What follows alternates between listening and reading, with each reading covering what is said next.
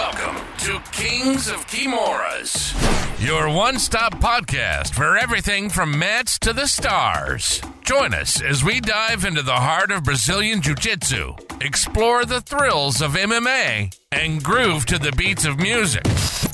But that's not all.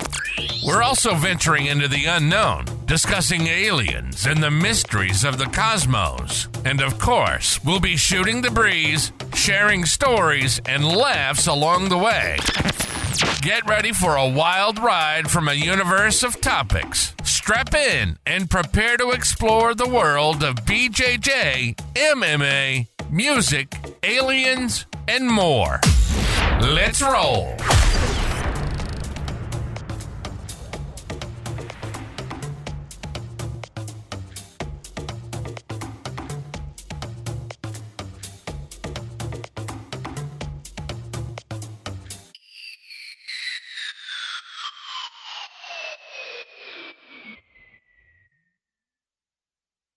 All right, guys, welcome to another episode of Kings of Kimuras podcast. This is season 2, episode 4. Dom was out for our last episode. I hope you guys got to check that out. The episode with Jed was pretty cool. We kind of talked a little bit about his history in training martial arts and also being a Marine. We have a lot of guys that are ex-military, which is cool to always train with those guys. You know, I'm sure it's a big thing for them to be part of something like that, and then be part of something that's very similar to being in the military. You know, absolutely. The brotherhood that you form training with these guys all the time is really good, because I know a lot of veterans struggle with mental health, especially after serving for a long time. So yeah. It's really cool to get these guys in here, police, military, all that good stuff. And today is 4th of July. We just wrapped up our 10 to 12 open mat in our Plano location. It was a lot of fun. You know, I've wanted to do some 10 a.m. trainings for a while, and I feel like this gym may be the gym to open that position up. It's just a little bit different than, doing it at noon. And as somebody that teaches in the evening, for me, I would enjoy teaching at 10 a.m. and then having a big stretch where I'm off in the middle of the day. You know? Yeah, absolutely. And it's not so early to where people like myself who aren't necessarily early risers can come in and still get good training, and then have most of the day to hang out, chill, be with family, especially on a holiday like this. I feel like the 12 o'clock for holiday training is just not good, because most people have a barbecue or something at 12 or 1 or whatever, so just knock it out of the way. Absolutely. Let's talk a little bit about the Dallas ADCC Open. We had quite a few competitors, and honestly, everybody did really well. We ranked in the top 10, as a team. And what I like about the ADCC event, it's not like IBJJF where it's only first, second, and third go towards team points. It's also dependent on you winning matches. Right. So you may not medal, but if you win multiple matches, those points go to help the team, potentially win a team championship. Yeah, for sure. If you submit somebody, I think it's even more points than if you were to win by decision or something that. So yeah, it was really cool. We had some newer competitors. We had Eunice compete in the juvenile or the teens division. Teens. Yeah, the teens beginner, and he did really well. He started competing around the same time I did, so I was kind of watching from across the mats. And, if he keeps training and being consistent like he is, he's got a lot of potential. He's just so strong for that age group. If you look at his physique compared to other kids his age, it's he's either has extremely good genetics or has spent a lot of time in the gym, or maybe it's a combination of the two. Yeah, and he's always riding his bike to the gym, and he's obviously extremely active. So, I think the sky's the limit for that kid. I feel like as a teen, you want to get strong legs, ride your bike everywhere. Yeah, for sure. As a kid, I rode bikes and skateboards everywhere. I didn't have a license until I was 18. And I think because of that, it made my legs a lot stronger. I had good conditioning, for doing anything else. Yeah, absolutely. And it was a little rough day for me at the Dallas Open. I ended up going 4-2. I probably ate a little too much fried chicken the night before, and that kind of came back to bite me. I also just kind of wasn't feeling too great the week of. and that affected my performance a little bit. But I was still able to go out and have some good performances. I don't think I submitted one guy, but his rib was already a little bit injured, so I don't really count that necessarily. So it was definitely a very off day for me, winning a lot by decision. My first match was against Dalton Leopard, who I had a match with previously at the Henzo Gracie Austin tournament. So he was definitely game and ready to go, and gave me a really hard time. We ended up going to overtime. The match ended up being almost 12 to 13 minutes long, you know, so it was a very grindy first match. And then after that, it was just I was trying to just get myself back together, and ended up just kind of coming up short. But well, I feel like what happened to you in your final match, your third place bracket match, right? Yeah. You kind of I didn't see it, but going back and understanding what happened, I know it definitely happened, but you took a knee to the head pretty hard. And it caused you to your eye was blood red for a couple weeks after that. For sure. And you definitely seem, I thought, you were something had happened. I know you don't get tired. And I'm like, why is he stopping here in this position? So I encouraged you to move, which in turn ended up giving up a position, allowing the guy to score in the overtime. If I would have recognized that you had taken that knee, I probably wouldn't have said do that, but it happens, we both made mistakes in there. And, sometimes when you have those injuries, I know it's hard to do this, but trying to get that stoppage, you were hitting the eye, and I feel like in that sense that is a justifiable stoppage, as opposed to somebody faking an injury or something. That was legit injury. Yeah. Maybe if you had a little bit of time, I don't know. Sometimes you get hit in the eye really hard. It's the chances of even recovering and feeling better, you may feel worse, 5 or 10 minutes later. So absolutely. Yeah. And luckily there's no vision change or real damage to my eye. It just looked really bad and bloodshot. I looked if you ever seen 28 Days Later, where the virus makes your eyes all bloodshot. Yeah, that's how my eye was looking. Yeah, it was looking rough, man. But you were able to keep training the following week, and we had a lot of good competitors that day. A lot of people doing really well, and the way that we like to set up for our tournaments, bringing mats with us and foam rollers and trying to make it more of a hangout instead of you're just standing around waiting. We set up a spot, and I feel as a competitor, you want to make it, or coach too, you want to make it feel as normal as possible. And it's unrealistic to show up to an event and stand there for 3 or 4 hours before you compete. You never do that in the gym.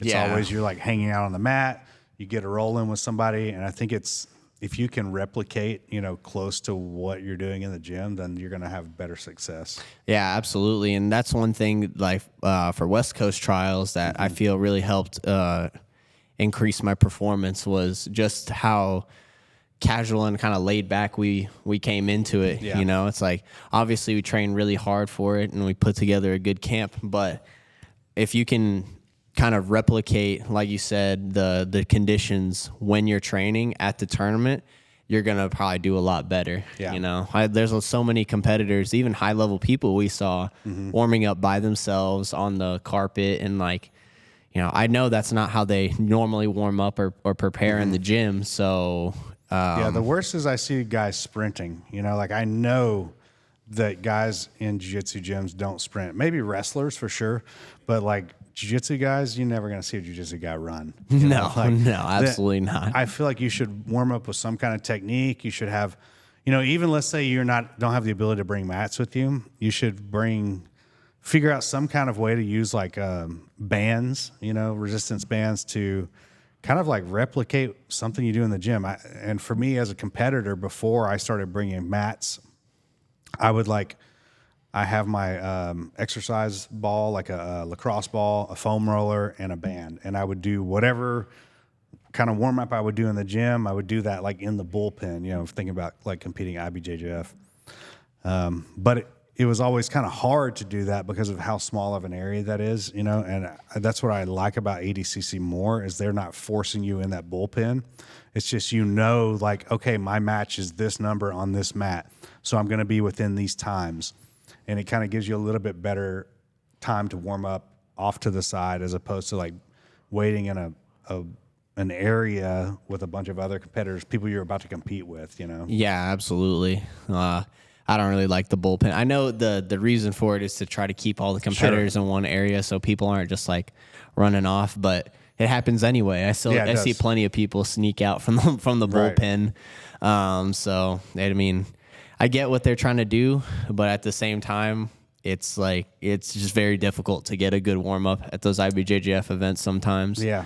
Like the majors, I know they have warm up mats, but just like with any other tournament, the warm up mats are not very big as opposed to the number of competitors. Mm-hmm. So the warm up mat gets extremely filled very quickly. It's like a 20 by 20 area for, 1,400 competitors. Yeah. Obviously not everybody's competing at the same time. But if it's a single day tournament, you may find like 50, 60 people on the mat at one time.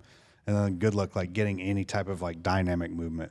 Right. Yeah. You're going to be in a very confined space for sure. So after you did the ADCC Dallas, it was like a week later you went to England, right? Yeah. Yeah. I think it was 2 weeks later because I was slated to compete on Sub Hunter. Oh, that's right. And honestly, I just wasn't feeling too great for that. And so let's talk about Sub Hunters. Oh, yeah. Just, you were kind of like your eye was bothering you, kind of sick, stuff in the gym.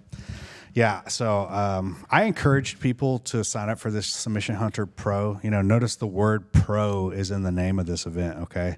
And then hear what I'm about to say. Originally, it was slated to be in Plano, which is, 5-10 minutes from our gym here. Hey, you guys do this. These people run the UFC Fight Pass. I think it would be a good opportunity where you guys perform well, you get an opportunity to compete on Fight Pass. Well, like 2-3 weeks before the event, they decide to switch the location. But not switch the location to like a city that's the same city or even a city that touches the city that we're in. Right. They went almost all the way to Fort Worth. So we're talking like an hour drive one way, and they still called it Dallas. So I get to this venue. And first off, it's like ridiculously hot. Like I don't think I've ever been in a venue that hot. It's probably 102 outside, and inside it's like 110.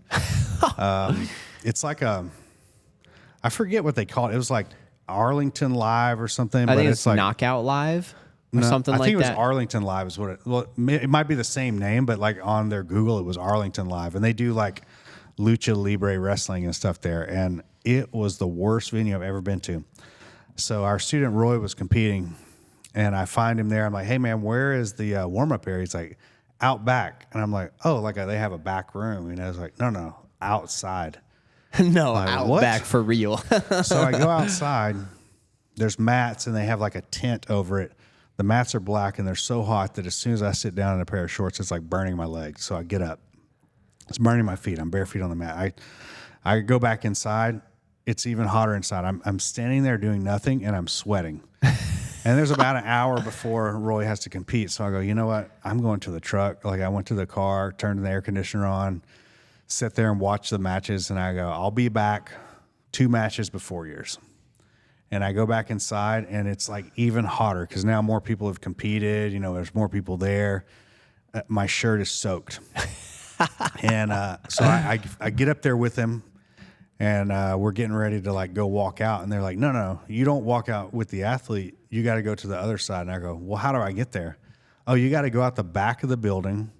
You got to go around to this other door, knock on the door, and they'll let you in. Okay. So I go and knock on this door, and it's like over by the kitchen area. I go in, and I'm standing against the wall, which is like the only empty area that there is. And they tell me I can't stand there. They're like, you got to stand in the crowd of people over here. And so I do it. I don't argue with anybody. I want to get this over with. And I go up there. I coach Roy. I'm filming it with my iPhone. I'm trying to film and take photos of him like getting his hand raised. And the guy is ushering me out, telling me I can't stay there because the fight's over. They need to get the next guy in. And I felt like nothing was professional about this event. First of all, maybe that they paid some money. You can't really. Nothing was professional other than them paying somebody. Right.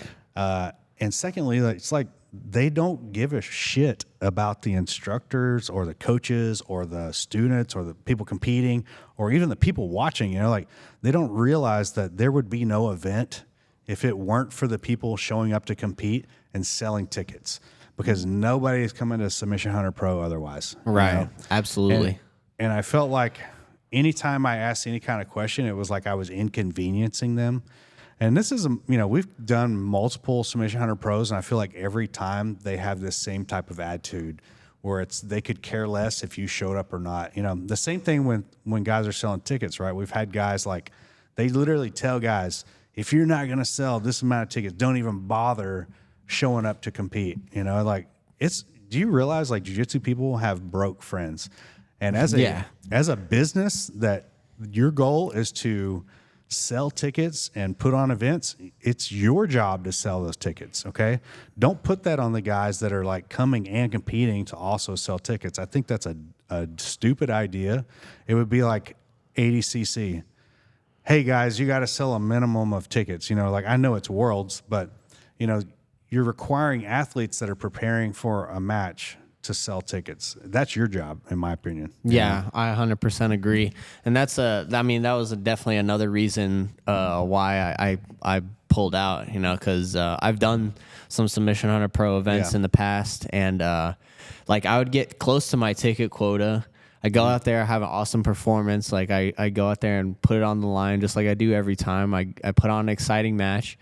And then at the end, I go up and try to get, paid for my time and my performance. And guy goes, yeah, sorry, you didn't sell enough tickets. You don't get anything. You get zero money. Yeah, and I was like, imagine okay. that, man? Like, that is the worst form of business I think I've ever heard. Like, not only are you requiring this guy to sell tickets, but if he doesn't hit the minimum and he goes out there and does perform and wins and submits the guy, which is the only way that they pay, right, is if you submit the guy, now you're not going to pay him the money that he actually did make, Right. And that's crazy. As a competitor, like it's not like you're out here making millions of dollars on these deals.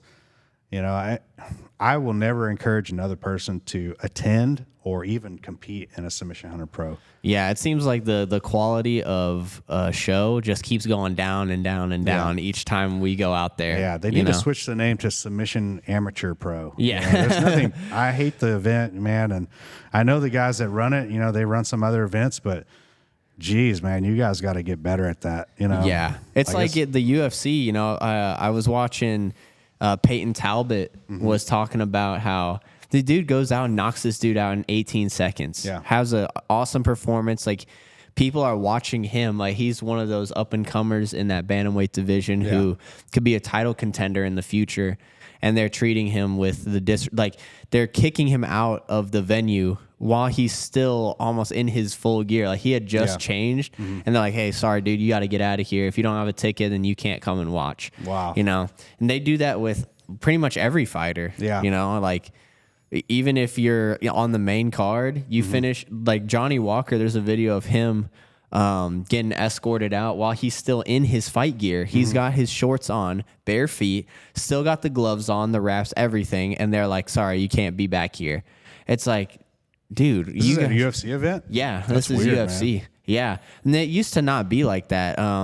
Ariel Helwani was saying that it used to be they had like a back area where there was snacks and and there was food and you could watch it on the TV. And they actually treated the athletes well, but then COVID kind of changed all that. But now it's like I wonder if they 4 have years. new ownership too, though. Like the new owners of the UFC.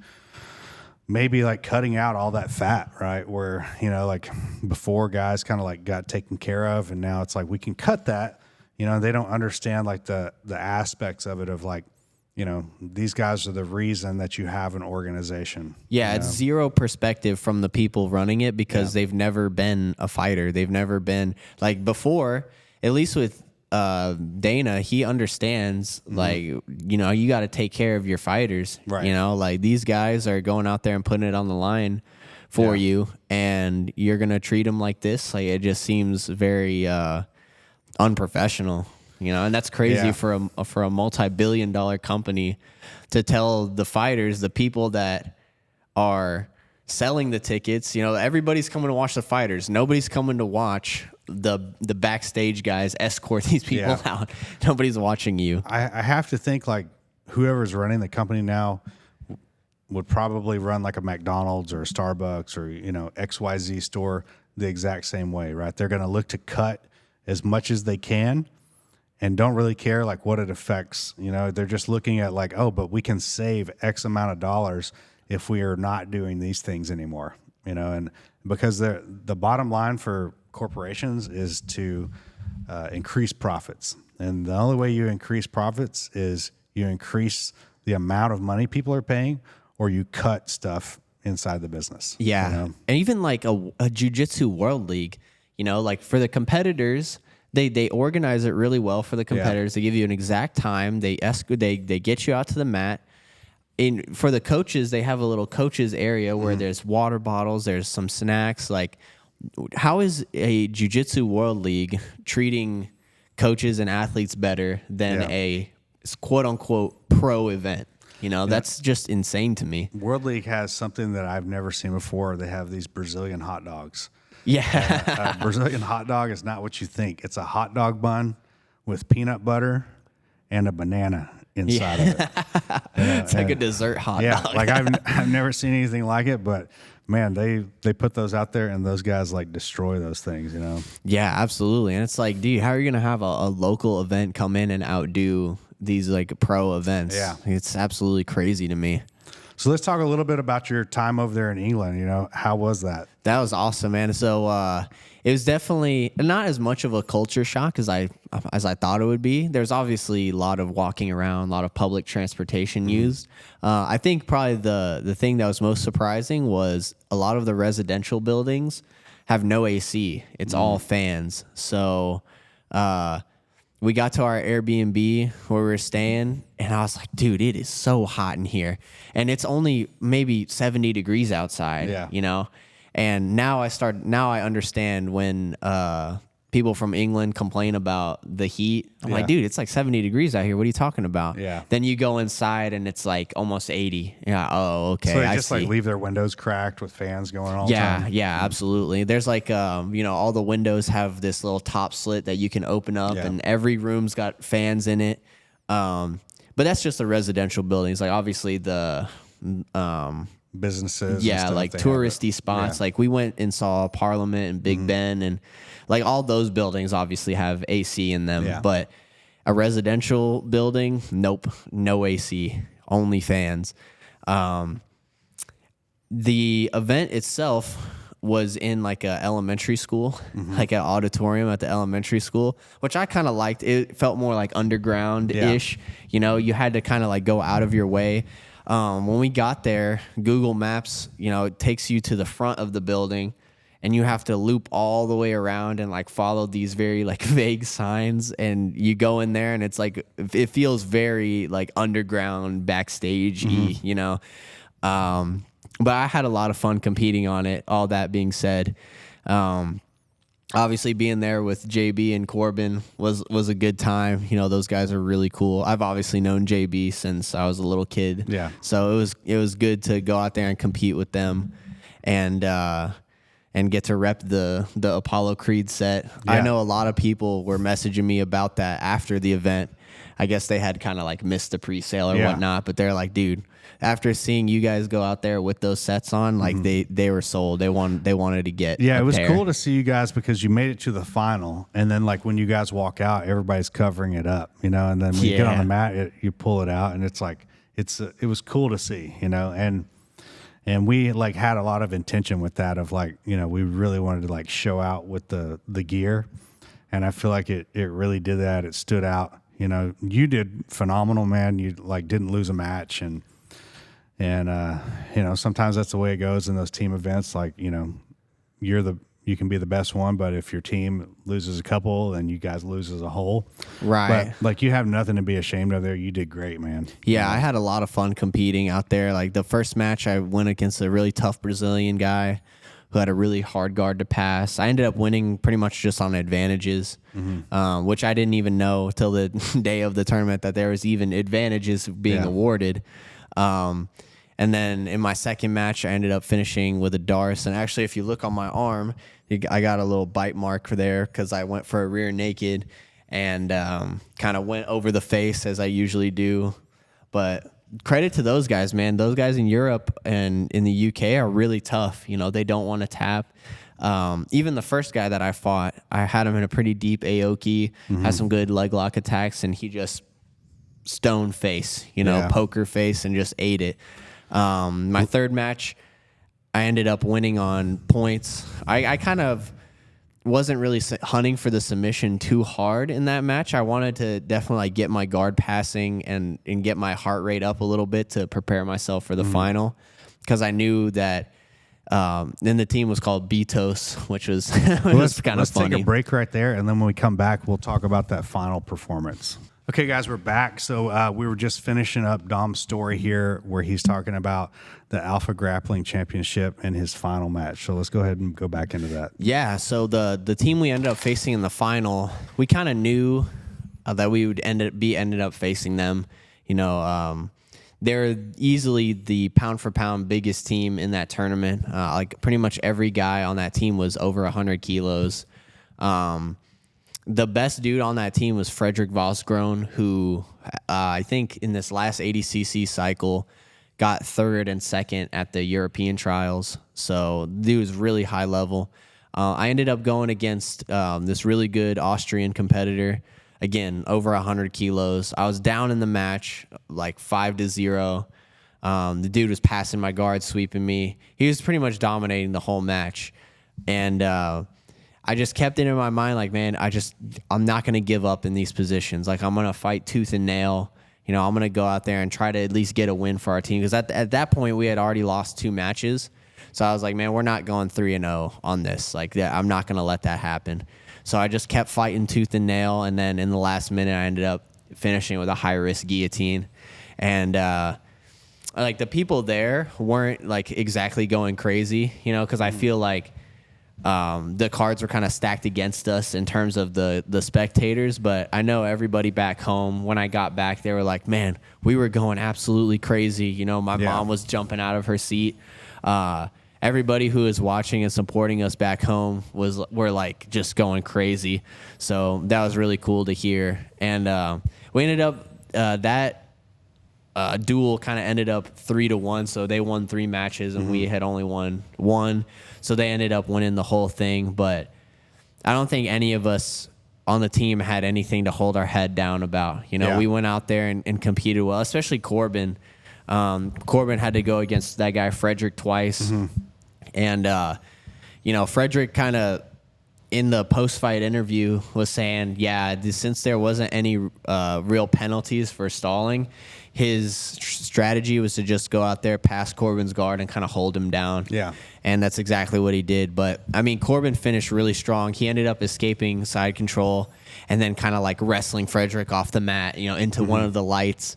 And so he finished the match really strong, but obviously like ended up coming up short just because the strategy for Frederick was just to hold him down and kind of keep him pinned. Would they let's say like you didn't have to fight the same guy, right? It was the first of 3 wins, or did you have to fight the same guy? So it kind of was like you could stay out. So if you like the smallest team in the event, they had one guy go out there like 3 times. Okay. Because obviously the dude that I had in a rear naked, his lip was all busted. He didn't want to go out there against those heavy dudes. And then the Brazilian guy went against Frederick and actually got his leg broken in an inside heel hook. Okay. So they only had one guy left. Yeah. And, he had to just go out there match after match.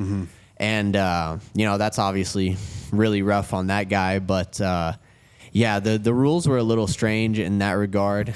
It wasn't like 1 versus 1 the whole time. Like, you could keep one guy out. Yeah. Like, the first team that we fought, I stayed out there twice. So I did the first match, and then I did the second to last match. So I went out there twice. Yeah, it was I didn't understand the reasoning behind putting Corbin in twice on the same guy after, because, you know, sometimes you get beat by a guy, especially if it's back-to-back like that. That affects your mind as well, right? And if you're already like, damn, this guy already beat me, it may be even harder to pull out a win next time because you're like, this guy's already got one win over me.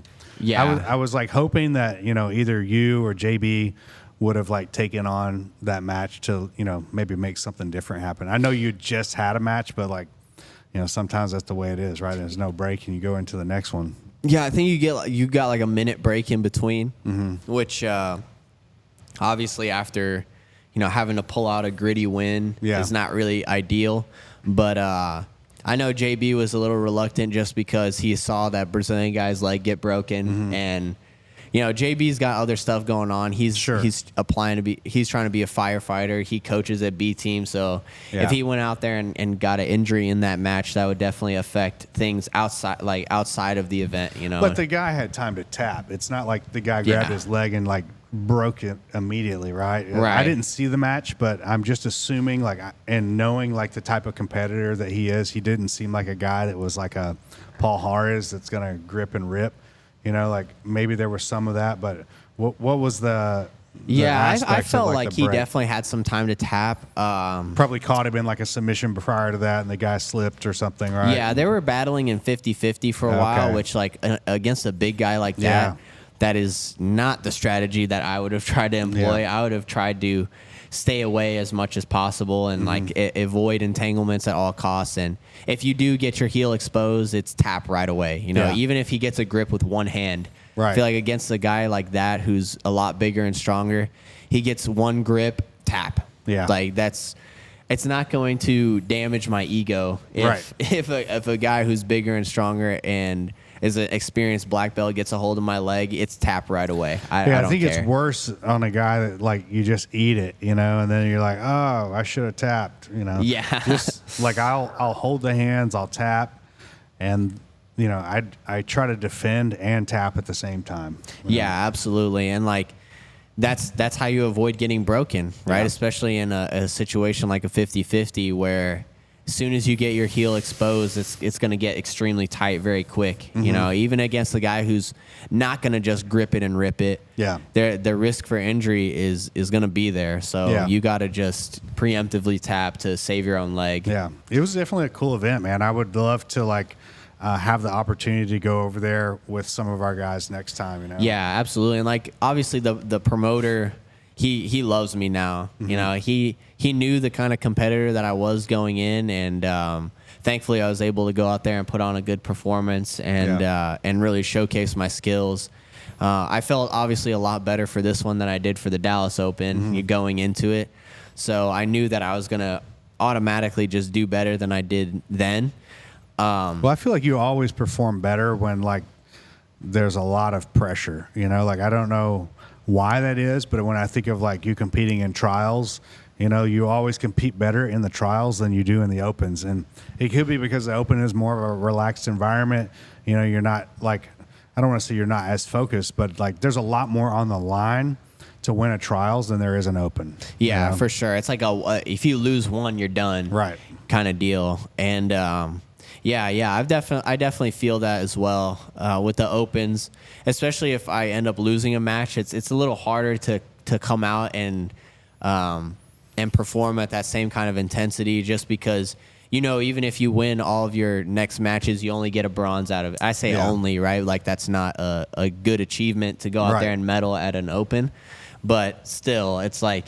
You go out there, and if you have real gritty performances and you go out there and beat everybody, you still only leave with a bronze medal. Yeah. You know, so. Yeah, you got to win more matches sometimes to get the bronze than you would if you did the gold or the silver. Yeah, absolutely. You know? And that's kind of how it's set up. That's I'd say my only critique with the 2-and-out system is to get bronze, you have to, and if you don't like lose in the semifinals of the winner's bracket, like let's say you lose early. Like I went round 1-1 in the right? winners Yeah. bracket, you know, like then I had to string together a bunch of wins to go and get 6, bronze. 7 wins sometimes, you know, just to get the match to do the bronze, you know. Yeah, absolutely. Yeah, it can be a little exhausting and, you know, like a daunting task for sure, you know. But that's good. I mean, that's why I do those opens, you know, because I feel like you're getting more matches against very high level guys, and you really get to see what you're made of out there. And I'll definitely be more well prepared for the next open for sure. I like traveling more for those opens than like I love doing the one here in Dallas, don't get me wrong, but when we travel for those events, it feels a little bit different, you know, it's just more of almost like a vacation, you know, with like a goal, but at the same time we're like having fun with it, you know. Right, and that's exactly how I felt in London too. Yeah. You know, we had a good training session Friday night, where we got a really good sweat in, got all the jet lag out, and kind of got to a somewhat of a normal routine. And then Saturday we went and just kind of had an active recovery day, going around seeing London, going and sightseeing a little bit, and then just relaxing and hanging out before the event. And that really kind of it helps put things into perspective for me when I go and just kind of see the outside world. Because if we were to just sit around in the Airbnb all day, and just do nothing, I feel like I just wouldn't have been as mentally prepared to go out there. You know, it's good to go out and like actually be a normal person for a little bit. Right. Yeah, and like get that feeling of like such focus off of the event and do something different. You know? Yeah, absolutely. And like we went on like the Ferris wheel, so we got to go, and you know it goes all the way to the top. And when you get up there, you can almost see like all of England. You know, it's like that's how high up it is. Yeah. So it was a really cool experience, man. I definitely next event they hold. The guy said that I would probably just do one super fight. You know, it's not going to be like a team tournament. So I definitely want to get a little group together so we can go out there and have a good time. Well, I want to cover like one last topic here before we end this, and that's the American Jiu-Jitsu term. So lately I've been doing like, you know, some advertising and stuff, and even like posting and stuff about American Jiu-Jitsu, and I've got like a good response of other people. But I kind of wanted to give like my explanation of what American Jiu-Jitsu is, because I had somebody approach me and like almost like it was like a negative term that I'm using this name. So this is my explanation. When I think of America, I think of like a mix of different people, you know, not just white Americans. I think of like a group from all over, whether you're from another country, you're born here, your parents aren't from here. That's what I think of when I think of America. And whether you're a Brazilian or not, you can still teach American Jiu-Jitsu, right? If you're an American, if you're Brazilian born outside the country, but you're an American citizen, in essence, you're teaching American Jiu-Jitsu. It's here in America. Right. I feel like what makes it a little bit different is that it's typically like a no-gi type of training. You know, we're taking from Brazilian Jiu-Jitsu, American wrestling, and Japanese Judo. You know, and that combined together is what makes American Jiu-Jitsu. And I think that, you know, that's the way we should look at it. You know, I think it's this mindset of like it can only be Brazilian, or like we're only teaching Korean, Taekwondo. You know, like this is non-existent. You know, like whatever word you put in front of it, it doesn't really matter. It's still all jiu-jitsu.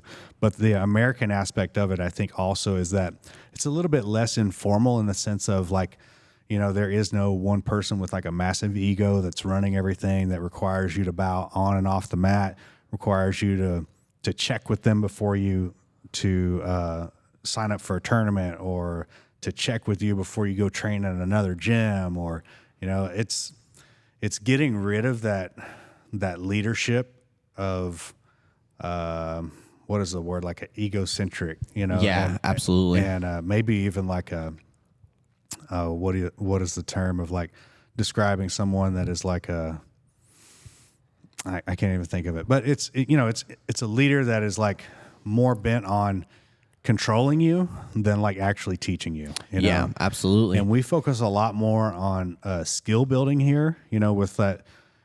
We've been doing that ecological approach of training for a long time. I think even before that term was coined, you know, like really it's situational training, right? Like it's situational with games is what we're doing. And I think that also is an American idea. Right. That's not, you think of like a lot of Brazilian jiu-jitsu gyms, it's how tough they can make you and not about like how skilled they can make you, right? I think about my time coming up, and it was always like we drill a little bit of technique, but nothing with real sustenance. And then it's just hard rounds with a coach screaming at you to go harder, harder, harder. Well, that's how injuries happen. That's how you get people that don't want to train, right? And Absolutely. if you're training with this mindset of like every training session, I'm going to gain a skill, you will progress faster than people that are only training hard. Yeah. If you train to get tough, then your ceiling is going to be here. If you're training for skill building, your ceiling is infinite, because you're constantly working on new things. You're constantly trying new things and failing, and you have to be okay with failing. And I feel like with a more of a games-based approach, you can fail and not have dire consequence. Think about if you fail in a hard roll. Yeah. This is when, like you said, injuries happen. This is when your ego takes a real hit. But if you fail in like a game where, let's say it's like seated versus standing, and you get knocked to your butt, okay, you stand back up and you continue the game. Right. Neither person is getting their ego damaged. Neither person is really at any risk of injury. You're keeping your heart rate low to medium, and you're building skills in those heart rates. So that's something that Dima talks about a lot, is you want to build these skills with a low to medium heart rate. So that way, when your heart rate does increase in a tournament or whatnot, or even when the training gets hard, you still have these skills that you can go back to. And it's not just executing a move. I could teach somebody how to do a knee cut. I could teach somebody how to do that. But how do you apply a knee cut to somebody who is more skilled than you? Yeah. That's really what we're trying to do here. Right. Yeah. That's what separates, like you said, American jiu-jitsu from Brazilian jiu-jitsu or any other style of grappling. It's a big melting pot. Yeah, it's a different approach to teaching and learning, and I feel like that's why a lot of our people have success at a faster rate than a lot of like traditional gyms. Anybody is capable of doing this, but it's like, are you willing to implement this stuff in your training and try it out? And can you get people to buy into it? Because, I could be teaching this way and people are like, I don't really want to learn that way. I'd rather just do hard rounds. But what's happened is that, we've had people leave the gym and we continue this style of teaching and training. And then those people see, oh man, this guy's like progressed really quickly. Like, what is happening? And they come back and they're like, oh, you guys are not doing like hard rolls all the time? Like, no, man, like really, what do we do? Like maybe like 20 minutes or, 25 minutes. Yeah. Like that's not a lot of hard rolls, where a lot of gyms are doing like an hour, like you show up for a noon training, you drill a little bit, and then maybe hour and a half of rolls. And your body can't withstand that over time. Absolutely. Your body will start to break down. But if you're doing situational stuff with like a minimal amount of hard rolls, that's the key, I feel like, to progressing. And then obviously you're like doing strength and conditioning outside of that, which should be a big part of any athlete or any person that is doing recreational jiu-jitsu. Like if you're doing jiu-jitsu, like let's say you do 3 days a week of jiu-jitsu, 2 days a week of strength and conditioning. Right. Just for injury prevention alone. Like I think about my times of being injured and how working out helped me come back faster from an injury, and a lot of these people don't do that. They're only getting their conditioning in from their jiu-jitsu coach, and the jiu-jitsu coach looks like they've never done any conditioning themselves. Yeah, for sure. And this is why people are going to start. I've seen like a lot of videos that says like, oh, jiu-jitsu was so hard on my body. It was great for my mind, but really hard on my body. And it's like, dude, that's because the training approach that at the gym that you went to is probably a little bit of technique, go over some moves, hard rolls. Yeah, that's definitely a recipe for getting injured. Mm-hmm. Yes, you are getting tough, so you are getting the mental aspects of it, and that's great. Like being mentally tough is a great trait to have, but it comes at the price of your body. Mm-hmm. So it's like, how do you become mentally tough? while also building skills. And Yeah. that's what I think we've done here really well. Yeah. It's just going to continue to improve, like as new teaching styles develop, like I'm always willing to adapt them as long as it's moving us in a forward process instead of like keeping us the same or making us worse. Absolutely. Absolutely. Well, man, I don't think we can cover it better than that. Happy 4th of July to you, and good to see you back. And we're going to go grab some food, and we'll see you guys next time. Make sure you download us on all platforms. Video is on YouTube, guys. Thank you. And that's a wrap for today's Kings of Kimuras episode. Thanks for joining us on this epic journey. Remember to keep training, stay curious, and always be ready for the next adventure. Until next time, keep your guards up and your minds open.